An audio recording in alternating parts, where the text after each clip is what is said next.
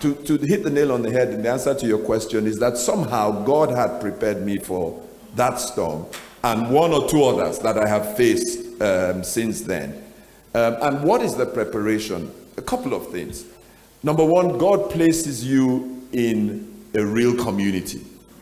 Yeah, people who will reach out to you, hold your hands, walk with you, pray with you. So when I look at people like Dupe and people like Revi, people like Doc, like Gandhi, my immediate community, these guys at some point were praying more than I was praying when I went through some of the storms that I've been through.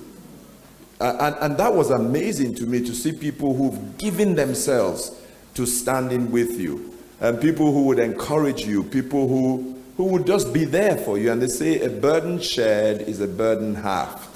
Yeah. So the first thing God does is a community. So cherish your community, your immediate family, your church community. Cherish it, because when the storm comes, as it will, that community, if you have invested in it, will stand strong with you. The second thing that God does for us to deal with these things, and did for me, is that you can't build a storm shelter when the storm is raging. It's a bit too late then. You just have to pray and hold on to something. So build the storm shelter before the storm. Yeah? So that when the storm comes, you have somewhere to run into. Now, what do I mean by storm shelters? Settle some things now when it's good. Settle it now.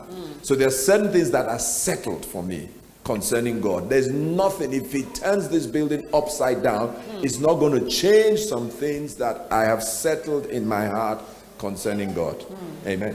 Wonderful. So build a strong community. 2, settle some things now. That settle some things now, it's so important. I say, if God says, I, God, resign from being Lord, I will follow him.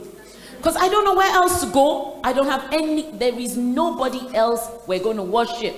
But we don't talk about that anymore. Hebrews 11 says, this all died in faith, not having received the promises. It didn't say they received it. They died and did not receive. But then they are known as heroes of faith. So the yardstick we have for heroes, for successes these days is different, completely different from God's. God's yardstick is they stood in faith. It's not about receiving it, but about standing in faith. That's amazing.